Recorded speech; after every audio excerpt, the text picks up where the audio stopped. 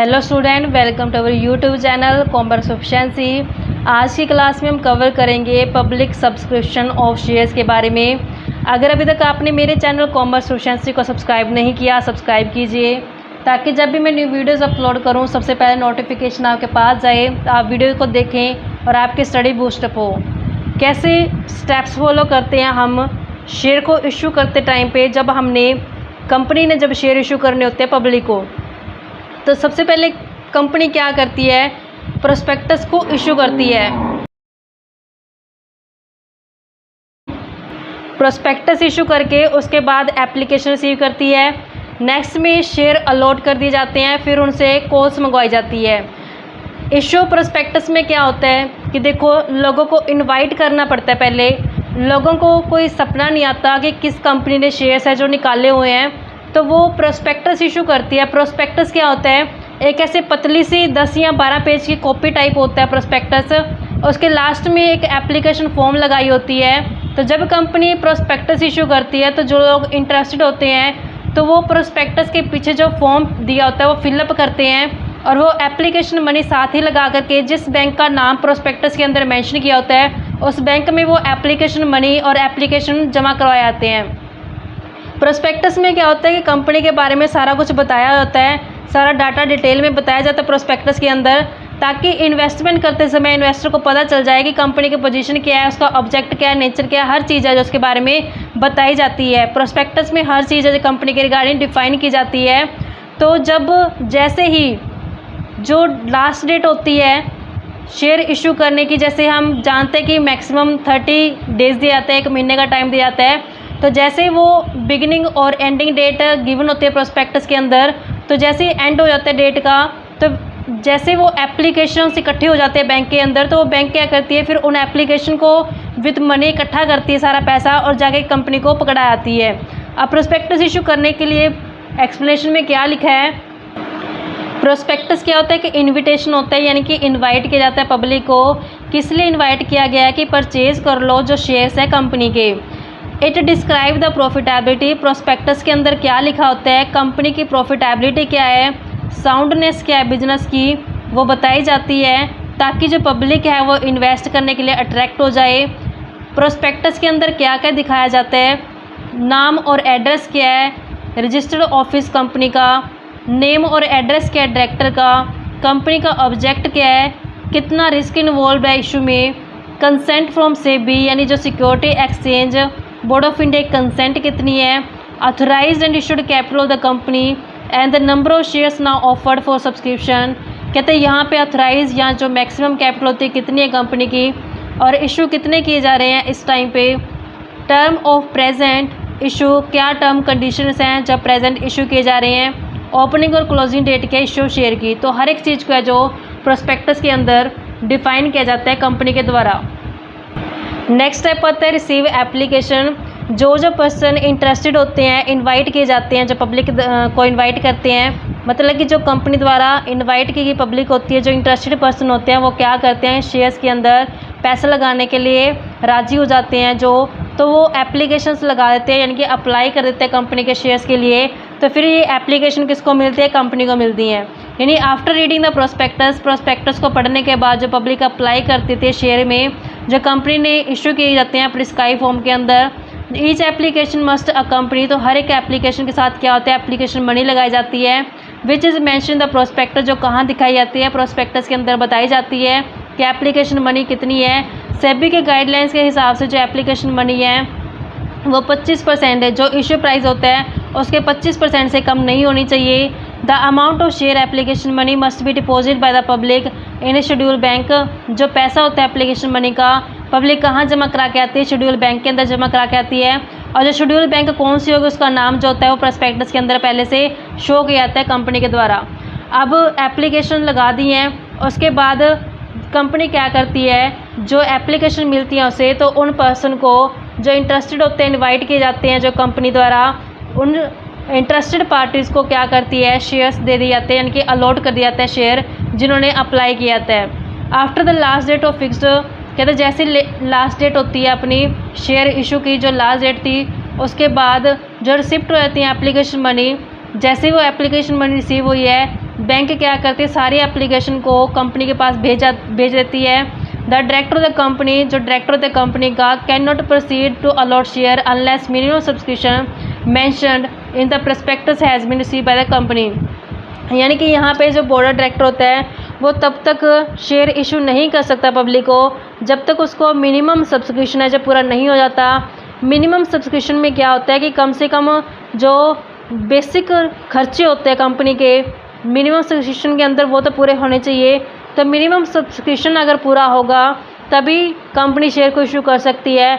अगर minimum subscription पूरा नहीं होता तो कंपनी एक सिंगल शेयर को भी इशू नहीं कर सकती। तो यहाँ पे मिनिमम सब्सक्रिप्शन होता क्या है, मिनिमम सब्सक्रिप्शन में क्या है कि section 39(1) of the company act 13 provide that a company can not allot any security of the company to public. कहते हैं कंपनी है जो वो तब तक सिक्योरिटी अलॉट नहीं कर सकती पब्लिक को अनलेस, जब तक जो अमाउंट जो प्रोस्पेक्टस के अंदर बताई जाती है मिनिमम अमाउंट जो होती है वो पूरी नहीं हो जाती। Has been subscribe and the sums payable on application for the amounts so stated have been received by the company by check or other instrument which has been paid। यानी कि जो पैसा उसको मिला है एप्लीकेशन के थ्रू, अगर वो पैसा मिनिमम अमाउंट जितनी प्रोस्पेक्टस के अंदर बताई गई थी उतना है तो ठीक है, अगर नहीं है तो कंपनी फिर शेयर को अलॉट नहीं कर सकती।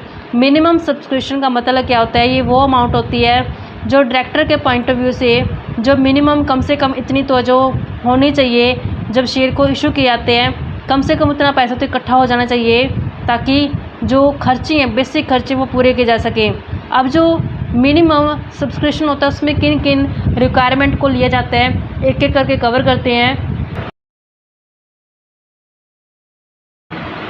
मिनिमम सब्सक्रिप्शन में पहला पॉइंट आता है for the payment of purchase price of any property purchase और एग्री टू बी परचेज। यानी कि जो प्रॉपर्टी खरीदी गई है तो प्रॉपर्टी को ख़रीदने के लिए जो खर्चा आया तो कम से कम वो खर्चा तो पूरा होना चाहिए, इतना अमाउंट तो हमें एप्लीकेशन के थ्रू इकट्ठा हो जाना चाहिए। नेक्स्ट आता है for the payment of preliminary expense. जो प्रिलिमिनरी एक्सपेंस होते हैं जैसे अंडरराइटिंग कमीशन हो गया, ब्रोकरेज हो गया, जो इशू शेयर के टाइम पे करना पड़ता है, तो ये खर्चा भी पूरा होना ज़रूरी है जिसको किसके अंदर शामिल किया गया है, मिनिमम सब्सक्रिप्शन के अंदर शामिल किया गया है। Next for the repayment of any money is borrowed by the company for the above purpose. यानी इन दोनों पर्पज़ के लिए अगर कंपनी ने कुछ उधार उठाया पैसा तो उस उधार की भी रीपेमेंट कर सके, वो भी मिनिमम सब्सक्रिप्शन के अंदर शामिल किया जाता है। वर्किंग कैपिटल भी शामिल की जाती है। For any other expenditure require for the usual conduct of business operation. इनके अलावा कोई अदर ऐसा खर्चा जो यूजुअली बिजनेस ऑपरेशन के लिए ज़रूरी होता है वो खर्चा भी पूरा होना चाहिए, तभी कंपनी क्या कर सकती है, अपने शेयर्स को अलॉट कर सकती है। Company act 13 has not prescribe the minimum subscription. Company act के अंदर ये नहीं बताया गया कि मिनिमम सब्सक्रिप्शन कितना होना चाहिए, क्योंकि अब जो ये खर्चे होते हैं ये हर कंपनी के अलग अलग होते हैं, उसी बेस पे उसका मिनिमम सब्सक्रिप्शन है जो बन जाता है। However according to SEBI guideline minimum subscription has been fixed. कहता है सेबी के हिसाब से जो मिनिमम सब्सक्रिप्शन है वो कितना होता है, 90% फिक्स किया गया है इशू अमाउंट का।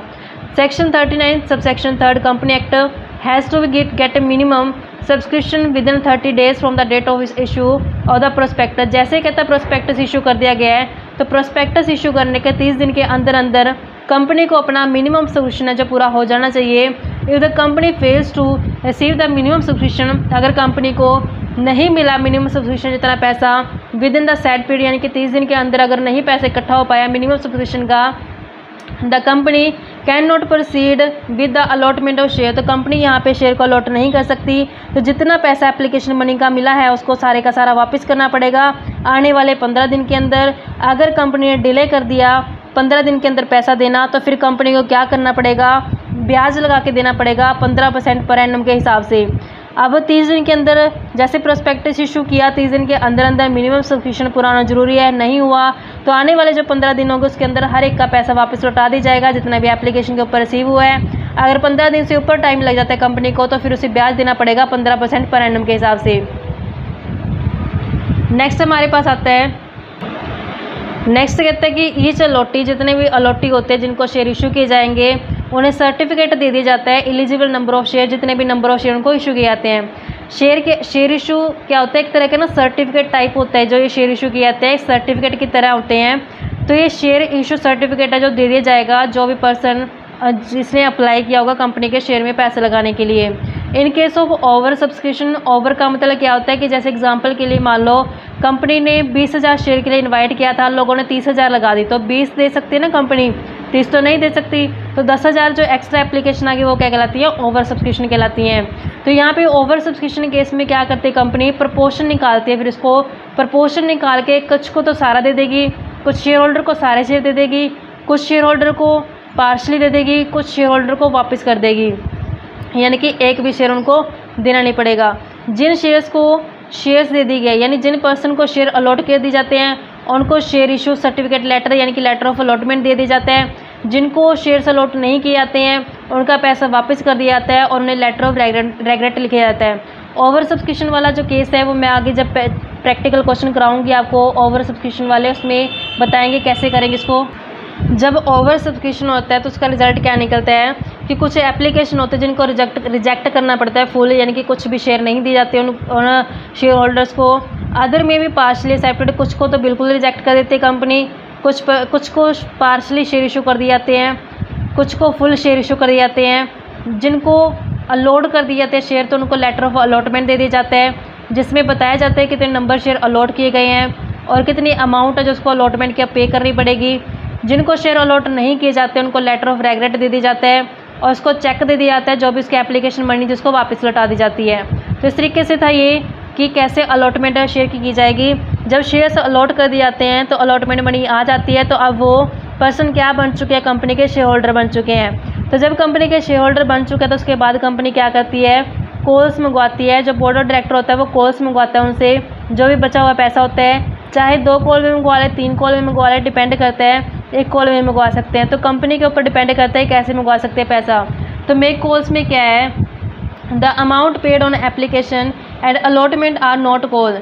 कहते हैं जो एप्लीकेशन और अलॉटमेंट ये कॉल्स नहीं होती हैं, इसके बाद जो इंस्टॉलमेंट शुरू होती हैं उसको क्या बोला जाता है, कॉल बोला जाता है। एक कंपनी में demand the whole amount of a share on application in one instalment. कई बार कंपनी क्या करती है, सारे का सारा पैसा जो होता है वो अपनी एप्लीकेशन के ऊपर मंगवा लेती है। एग्जाम्पल के लिए 10 रुपये फेस वैल्यू थी शेयर की, तो उसने 10 के 10 रुपये कहाँ मंगवा लिए, एप्लीकेशन के ऊपर मंगवा लिए। तो ये डिपेंड करता है कंपनी के ऊपर। If the whole of the amount of share is not paid on application and allotment, अगर सारा पैसा एप्लीकेशन या अलॉटमेंट के ऊपर नहीं मंगवाती कंपनी, तो जो अनपेड हिस्सा रह जाता है वो कैसे मंगवाती है, कॉल्स के थ्रू मंगवाती है, एक या ज़्यादा इंस्टॉलमेंट के थ्रू जैसे मंगवा सकते हैं। जैसे एग्जाम्पल देती हूँ मैं आपको, 10 रुपये फेस वैल्यू शेयर की, 10 रुपये क्या है फेस वैल्यू।